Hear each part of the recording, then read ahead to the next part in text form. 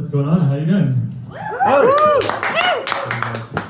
No, I'm pretty fresh. I'm pretty new. I think this is my second or third paid gig, so still fairly new. Yeah, so we got a few comics tonight. We got some guys in the back there. We've got, if you like angry gays lashing out, you might love Kyle Brownrigg. If you're more into the cute rehab twunks, we've got Andrew Barr here too. A round of applause for him. Or if you're more into the trauma bonding giants, my name is Brendan Hamilton. We got an all for you here tonight. All right, so as Ian said, he's turning 40. He's turning 41, sorry. I turned 40 last year. How many of you are in your 40s here? Yeah, there's a few. I can tell some of you are lying. I'm like, I see the close feet, there's something headlines, but like, yeah, we'll go with it, right? Yeah. Yeah, I feel like when we were in our 20s, we were kind of in our yes and years, you know, like we're excited and sprightly and trying new things, you know. Now that we're entering our 40s, we're more in our no because years. Stay home and not do anything. But I know that we need to like branch outside of that and like break out because soon enough will be our I just can't years. Right, Ian? Yeah. Another thing to look forward to in our 40s is like, you know how you have like that era when all of your friends get married and then all of your friends have babies. Now everybody's just dying. Got so many ashes at home, I don't know what to do with them all. I don't even know. Like, there's only so much spreading you can do, you know? Like, I have shit to do, Carol. Like, also, whose ashes are these anyway? Somebody get the Dyson. As we get into our 40s too, we work a little bit more on ourselves and on therapy and that kind of thing, right? So, and so I journal more. I've been writing a lot more, which is great. It's good for my therapy. I've been writing lots of complaints to the government, police statements and obituaries. So I'm an author now.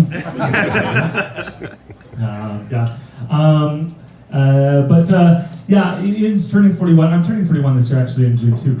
Same age almost. But 41, as Anik already pointed out, is a prime number, right? So that's kind of an interesting fact. Ian also loves Amazon Prime. No, but Ian fucking loves Amazon Prime. He won't fucking stop talking about it. And also, coincidentally, Ian is well past his prime. So there's a little bit of a theme going on here, right? 41st birthday. And as you already mentioned too, Monday was actually his birthday, which was not only the Trump inauguration, but it was also Martin Luther King Day, right? So between all of those things, having like 3 white dudes performing for you feels like a trap. I'm like ready to get canceled here. I'm like, I don't know whose dream this is. It's not my dream. I don't know what's gonna happen. Yeah, Trump has got his like bestie Elon Musk, and Ian has his rich awkward armpit Musk. So that's the same, right? I trained enough times with him. I can, yeah. Can I commercialize that? Yeah. So as you said, I was a personal trainer. I used to train Ian, and when he came to me, he had some like serious like hunchy column shoulder issues. And I do a lot of like postural correction, injury rehab type stuff. So one of the first things I had to teach him is kind of open it up and be better with the posture. So I taught him what I always do, which is like that chest stretch. You guys know the chest stretch up against the door. I always say like, do what I do and just evade responsibility for everything and look away. Look away. That's everybody else's fault and not yours. Right? Also, he does work hard though. He works hard in the gym. We used to train until failure, which just means you push yourself as hard as you can until you can't anymore, right? And Ian really mastered the failure part. So I taught him something. Also, trying to get him to like learn about gym etiquette, like stop dropping the weights. You know, I feel it's like second nature for him. He was dropping those weights like his dad dropped him on his head as a baby. It's like, stop dropping those weights. He also has dropped the gym like the police have dropped my identity theft case. Never to be seen. I'm just kidding. Ian's been keeping up with his fitness though. He's been fitness whole cock of Adam's up his ass. This is Adam. Everybody say hi, Adam. Ian says he only bottoms for love. I wonder if he just loves bottoming though. I think there's a little like internalized homophobia. Like bottom shaming bit. Speaking of internalized, guess what else he internalizes? Adam's dick! Today too. Today too. Happy fucking birthday. I'm being recorded, and that's fine. Like I used to be a little self-conscious about it, but my mom is dead now, so I can have filthy jokes out on the internet. Because I believe in ghosts about as much as she believed in me. So that's fine. She's gone. Anyway, back to Adam's dick. Ian's mouth is so big. How big is it? Ian's mouth is big that when he gives French kisses, it also includes Spain and Germany. Ian's mouth is so big. How big is it? That when he gives head, he also gives shoulders, knees, and toes. Ian's mouth is so big. How big is it? His kisses take 4 to 6 business days, unless you have Amazon Prime. Hey! That is next day delivery, right? So happy New Year's, everybody. Happy Lunar New Year's. I heard it was Lunar Year. I don't really know what that means, but I spent New Year's this year being a first responder in a medical emergency. So that was really fun. We were at the bar, the well actually across the street, and I'll make this tight for you. There's literally 3 firefighters, 3 paramedics, pulling a 91-year-old man on a stretcher who's just trashed on cognac. He's actually fine, but like none of us really knew that at the time. And the drag queens are dancing around them all, just being like, everything's fine, happy New Year.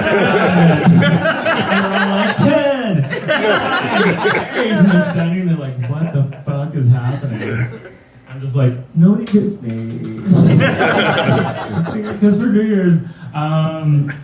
But you know, they say, you know when like a bird shits on you and they say it's like good luck? Maybe this is good luck. Maybe this is like a good omen for 2025. I don't fucking know. I'm like medical emergencies for 2025 scenes. Did he shit on you? You know, I should have checked. Who knows? He's asking if he shit on me. This guy's 91. Who knows? It was pretty close. Pretty close, right? Speaking of New Year's, did anybody have any New Year's resolutions this year? Nobody? Not anybody at all? No one wants to admit to Nobody wants to. You know what? That's fine. I have commitment issues also. So, I get it. You know, that's a good segue. I don't want to shame everybody because I honestly think resolutions are pretty self-interested anyway, right? Like, we're all our own main characters, but also there's like 8 billion people on this earth, and so you're not fucking special, Kyle. Like, not everything is about you, right?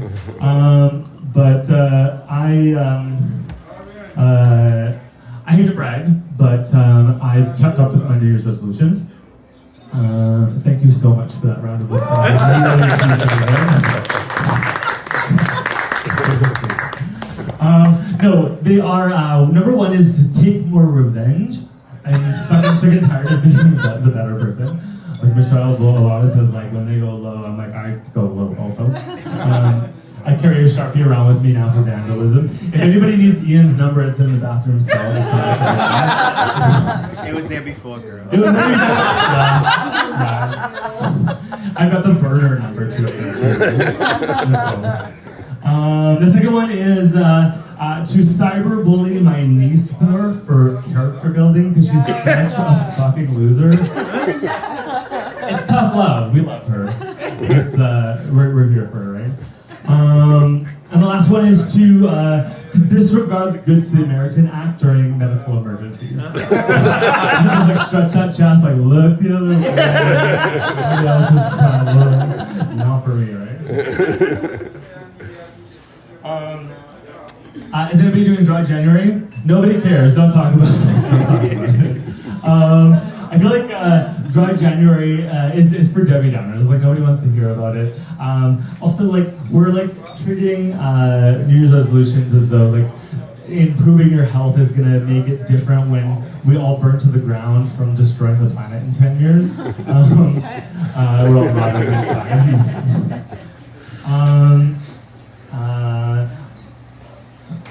Sorry, I missed that. Also, my plan for the future. Actually, this is true. I looked onto the Costco app. You have the Costco membership. Does anybody have a Costco membership? Have you been onto the app? On the app, I swear to God, there's a section for funerals.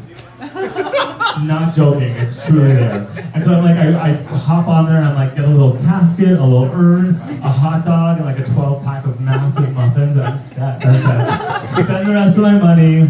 That's my retirement, like the fucking investments, you know, like Costco's where it's at. Anyway, we're here for the Friends of Ruby charity, which is an awesome charity. Thanks, Ian, for organizing this and raising money for them. I think it's a really important cause.